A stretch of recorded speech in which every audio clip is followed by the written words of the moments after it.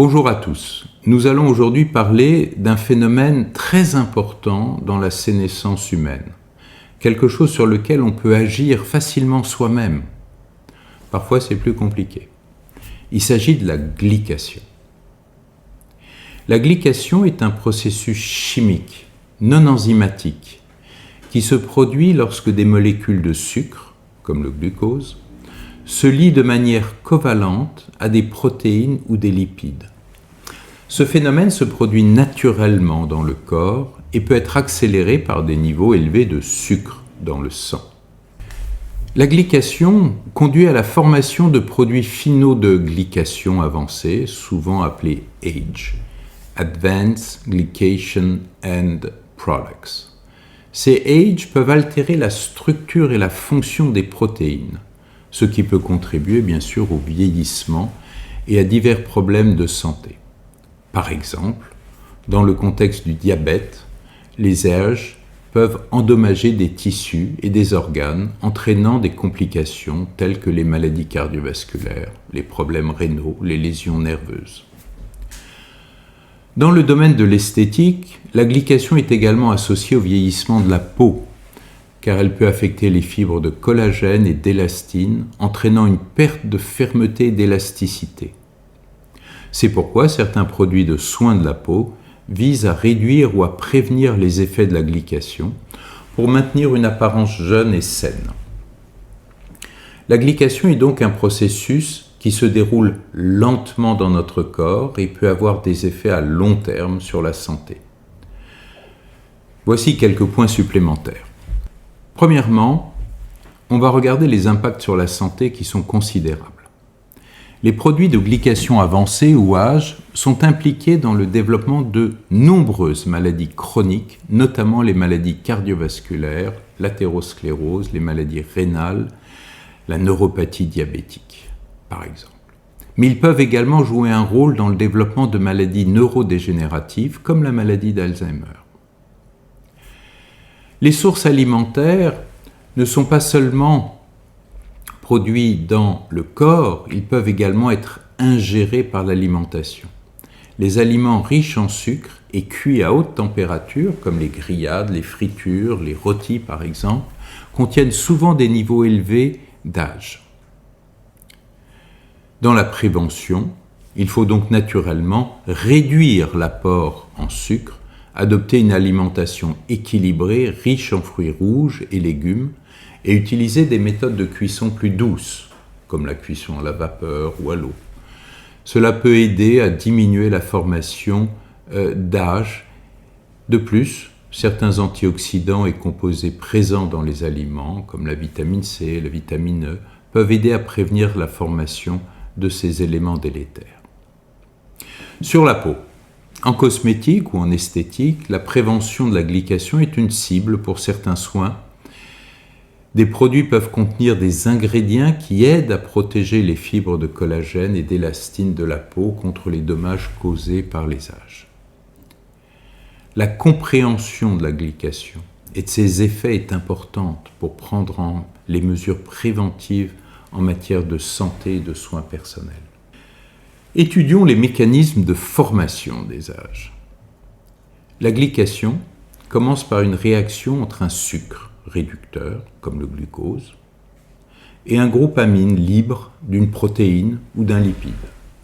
Cette réaction initiale forme un composé appelé base de Schiff.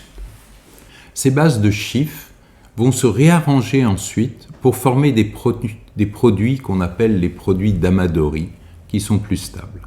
Au fil du temps, ces produits peuvent subir d'autres transformations chimiques pour devenir également des âges et nous altérer. Alors, dans le cadre du vieillissement, de la sénescence, les âges s'accumulent naturellement avec notre vieillissement dans tous les tissus corporels, artères, peau, cerveau, reins. Ils peuvent entraîner une rigidification des tissus, des artères, une diminution de leur élasticité, par exemple dans les vaisseaux sanguins. Cette rigidité peut contribuer à l'hypertension artérielle et à d'autres problèmes cardiovasculaires. Quels marqueurs biologiques utiliser ? Les niveaux d'âge peuvent être mesurés dans le corps et servent souvent de marqueurs pour évaluer le stress métabolique et le risque de complications liées au diabète. L'hémoglobine glyquée. L'hémoglobine glyquée, ou HbA1c, est un exemple bien connu utilisé pour surveiller le contrôle glycémique chez les personnes atteintes de diabète. Mais on peut l'utiliser également en prévention. Il y a également des éléments qui concernent notre style de vie. Outre les choix alimentaires, d'autres marqueurs de facteurs de style de vie peuvent influencer la glycation. Par exemple, le tabagisme et le stress oxydant sont connus pour accélérer la formation des âges. Adopter un mode de vie plus sain, incluant une activité physique régulière et la gestion du stress, peut donc être bénéfique. Mais revenons-en à l'évaluation de la glycation. Pour l'évaluer, plusieurs méthodes et tests sont utilisés, notamment dans le contexte médical pour surveiller des conditions comme le diabète. Voici quelques-uns des moyens les plus courants que nous pouvons utiliser. D'abord, l'hémoglobine glyquée. C'est l'un des tests les plus utilisés, les plus courants pour mesurer la glycation. Il évalue le pourcentage d'hémoglobine qui est glyquée, offrant une image de la glycémie moyenne sur une période de 2 à 3 mois. Ensuite, nous avons quelque chose de plus élaboré, qui est la mesure des produits finaux de glycation avancée qui sont mesurés par fluorescence. Des tests spécifiques existent pour mesurer ce niveau d'âge, par exemple dans le sang ou les tissus. Bien que moins courants en clinique que la mesure de l'HbA1c, ces tests peuvent fournir des informations sur le stress métabolique et le risque de complications à long terme. On peut par exemple mesurer la fluorescence dans la peau ou d'autres tissus et donc fournir une estimation non invasive de l'accumulation de ceux-ci. Alors on va les voir dans les tests de glycation spécifiques. Des tests peuvent être développés pour évaluer la glycation des protéines spécifiquement, autres que l'hémoglobine, comme l'albumine. Cependant, ceux-ci sont généralement moins utilisés. On peut également recourir à des biopsies tissulaires. Dans certains cas, une analyse plus directe des tissus peut être réalisée pour évaluer la présence et l'impact des âges, bien que ce soit nettement plus invasif et nettement moins pratiqué. Toutes ces méthodes peuvent varier en termes de coût, d'accessibilité, de précision. Le choix du test dépend souvent du contexte clinique et des objectifs spécifiques que l'on va se fixer. Mais allons un peu plus loin sur un test que j'aime bien, qui est la mesure de la fluorescence des produits finaux de glycation avancée. C'est une méthode non invasive pour évaluer l'accumulation de ces composés dans le corps, et généralement c'est effectué comme cela. Il y a un principe de base. Certains âges sont naturellement fluorescents lorsqu'ils sont exposés à une certaine longueur d'onde de lumière.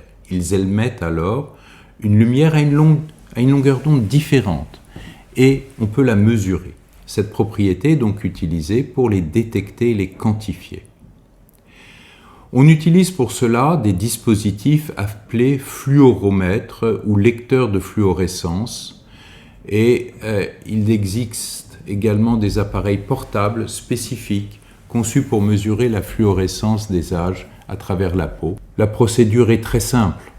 On va préparer une zone de la peau où la mesure sera effectuée. C'est généralement l'avant-bras. On le nettoie, on élimine toute interférence.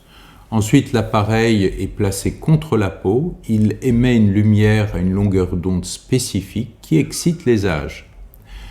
Ensuite, l'appareil détecte la lumière émise par les âges en retour et calcule son intensité, qui est proportionnelle à la concentration des âges dans la peau. Les résultats sont souvent exprimés sous forme d'un indice ou d'une valeur qui peut être comparée à des valeurs de référence pour évaluer le niveau de glycation. Des niveaux élevés peuvent indiquer un risque accru de complications liées au diabète ou d'autres maladies chroniques ou tout simplement le vieillissement. Il est important de noter que bien que cette méthode soit utile pour évaluer le risque de complications, Elle ne remplace pas d'autres tests cliniques.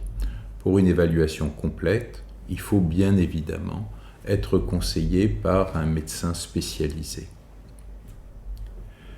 Dans l'idéal, il faut combiner plusieurs tests. La glycation en particulier, la formation de produits finaux de glycation avancée est un processus naturel qui peut être accéléré par des niveaux élevés de glucose dans le sang, comme c'est souvent le cas chez les personnes atteintes de diabète ou de prédiabète. Réduire la glycation et ses effets implique principalement des modifications du mode de vie et dans certains cas des interventions médicales. Je vous donne maintenant quelques exemples pour réduire la glycation. Pour réduire votre glycation, il faut avant tout contrôler votre glycémie. Maintenir une glycémie stable est crucial pour réduire la glycation. Cela peut être réalisé par une alimentation équilibrée, toujours associée à une activité physique régulière, et si nécessaire, des médicaments peuvent être prescrits par un professionnel de santé. Dans le cadre du régime alimentaire, il faut réduire la consommation des sucres et des glucides raffinés. Limiter les aliments à indice glycémique élevé est indispensable pour aider à prévenir les pics de glycémie. Augmenter la consommation d'antioxydants. Les fruits, principalement rouges, les légumes, les noix, les grains entiers riches en antioxydants peuvent aider à neutraliser ces radicaux libres et réduire les dommages causés par les âges. Il faut également limiter les aliments riches en âge. Les méthodes de cuisson à haute température, comme la friture ou les grillades, augmentent la formation d'âge dans les aliments. Privilégier les méthodes de cuisson douce, comme la cuisson à la vapeur ou à l'eau, peut être bénéfique. Mais pensez activité physique. L'exercice régulier aide à améliorer la sensibilité à l'insuline et à maintenir un poids de santé, ce qui contribue à mieux contrôler votre glycémie. Évidemment, il faut également penser à arrêter certains toxiques, comme le tabac. Le tabagisme peut augmenter le stress oxydant et la formation d'âge. Arrêter de fumer peut donc avoir un impact positif considérable, et en particulier pour la peau, n'oubliez pas la peau. On peut avoir recours à des suppléments et des médicaments, mais ça implique la participation d'un médecin spécialisé. Certaines études suggèrent que des supplémentations comme la vitamine C, la vitamine E ou l'acide alpha-lipoïque peuvent aider à la réduction de la formation des âges. Des médicaments spécifiques peuvent également être prescrits pour aider à contrôler la glycémie ou réduire les effets des âges. Mais là encore, c'est du ressort d'un médecin spécialisé. N'oubliez jamais que tout ça nécessite un suivi médical, des conseils médicaux. Un suivi régulier avec un professionnel de santé est essentiel pour surveiller les niveaux de glycémie et ajuster les conseils. Il est important de consulter un professionnel de santé, un médecin spécialisé, pour obtenir des conseils personnalisés, surtout si vous avez des conditions médicales sous-jacentes qui nécessitent une attention particulière. En conclusion, j'insisterai sur quelques points. La glycation, c'est un mécanisme important de la sénescence. Nous le voyons bien chez les diabétiques qui vieillissent plus vite que les non-diabétiques. Elle peut être maîtrisée, elle peut être diminuée. Donc cette glycation n'est pas quelque chose de définitif. Enfin, ne restez pas dans le passif. Il faut à tout prix que vous agissiez, que vous deveniez acteur de votre santé. Et cela, pour pouvoir vieillir dans de bonnes conditions. Et tel que je le dis toujours, vieillir longtemps, mais en bonne santé. C'est ça notre objectif. Allez, je vous laisse aujourd'hui et je vous souhaite une très bonne journée, tout en réfléchissant toujours. Gardez en tête, il faut être un acteur de votre santé.